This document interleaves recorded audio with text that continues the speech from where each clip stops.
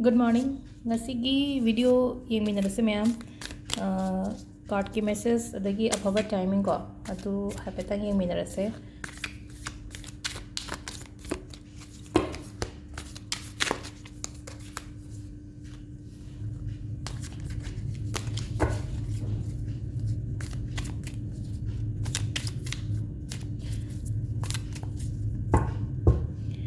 Sise akoina haidi 3 lawthoga su ko. Haidi nungtigi haidi 3 cards spread tawbadi natte ko. Haidi akoina 1 card spread ko yo sise. 1 card spread hairaga dinga saigi ama khatang ne aina khandoi dudi ama khatang ne adu ngasigi day sigi oina hai tare ko. Haidi aina sum aingonda guidance hai tare ko sise ne ko. Ado haidi sise past present future kaina ga lei ko. Haidi 3 card spread ta ado sigi 3 card spread natte only just 1 card spread ne 1 card sta ina options pibo ane besida 1 consider natraga 2 consider natraga 3 consider haidi mi mayam ma yeng pani da ama kata thok taba ahum sidagi katang alain taraga khalan bane ko ado sidagi khanbiro ko 1 2 or 3 sidagi ama khanbiro ahamba ko ahamba 1 khanba ngai gi ko 9 of cups lai ko 9 of cups se haidi akoina khanba pot hai tare ko akoina khanba pot phangba hai tare sida ko aina sum khanjaba ngasi khanjaba pot se ko engonda lakpo oibadu dumaina oi ko ai thaba inkhang gi da oiro sel tung gi da oiro ko any kind of thabak ta ko aduga number 2 sina kena tawe ko mina mateng gumba piba natraga haidi somna piba gumba ko haidi receive to one natraga aina gift bi boina oy ko ngasi se aduga amana mu kai tare ko haidi sel thumgi matang dati ko haidi mingonda hanaga leina ko hana piba khotpa leigi ba khot pisa piraga mangi ba gumba ga leibodo adumaina gumba incident gumba leigra de ko ngasi gumba se pisa gumba pibi ga no ko aduga amana haidi maru gumba punba khotpa amasu indicate soy ko haidi aigi marup kumba haida imanabi gumba punba khotpa aduma su lei aduga ahum subagi lovers card lai ko lovers card se akoina keno yamna nushinana hai tar ko couples ki marakta nushinana leiba ko pa adumaina oina oigani paisa track to gani ko ngasi gi numit sa adi nushinana leiba hai tar de nushinana leiba haraka de love respect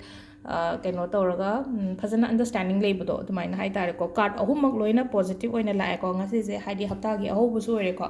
sumaina oina hai tare nungti gi afaba mayam ama lakpa soisina ko mayam gi life ta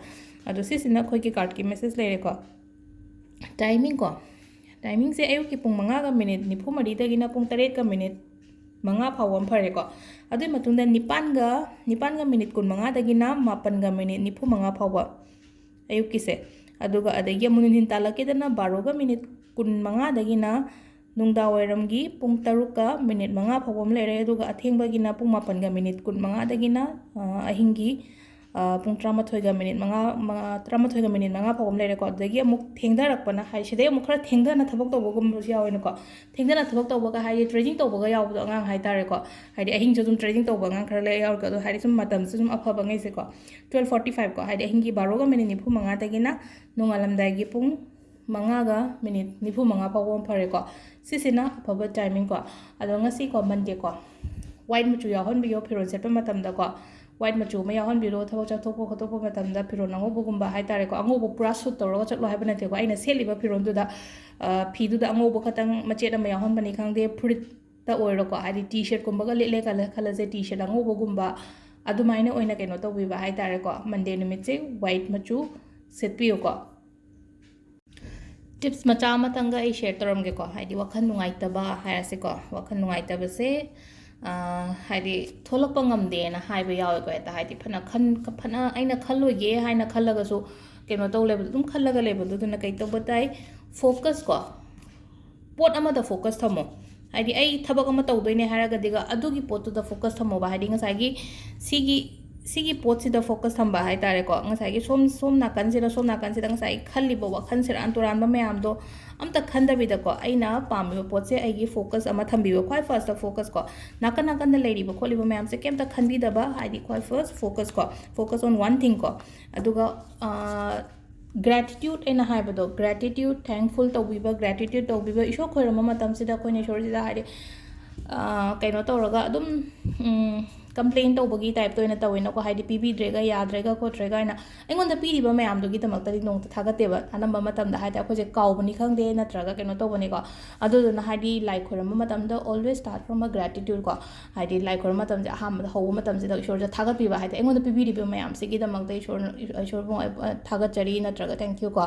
haidi adu sidagi hena piba ohen biyo ko life sida ngasi pawboda aingonda piriba mayam se haidi aina hojik leiriba yum se haitare ko haidi ai keno da delay tena surok da delay te dana haidi phana ware khole haraga so ai yum ama phamung ama ai gi nomagi chara ahum ama di chare dana aduduna suguma mayam adagi angang school chatli ama tauri income da kitang haidi ups down chat pakhatang ni aduna haidi sigi mayam sigi da makta thank you aduga aingonda hojik leiriba obstacles mayam se phan biyo ko hena dumaina ningba gratitude pay to go ko pa haraga de ko adagi exercise sports exercise harase sports harase ko kitang meditation yoga adagi walk kumba chatpa khotpa ko adumaina khara ko nuti gi tawba yaba se ko be open hadi mingon da su ko hadi kitang frank oi thokpa darkar oi ko hadi kenom taw matam da hadi mi ithanda pura isolate ro ko sungtam tham gano ba hadi mi katang pullu ko mi katang punba mi ga pulla ga dinga sagi mi tara ama punba matam da hadi ideas me ama su aina hadi magi thoughts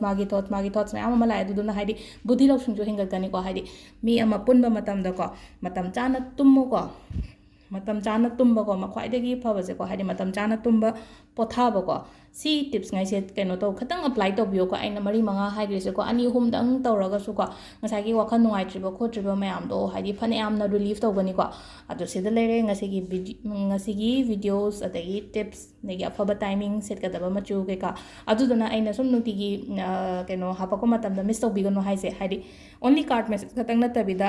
keno adum hadi nongmada tawba yaba khoina kai lege habado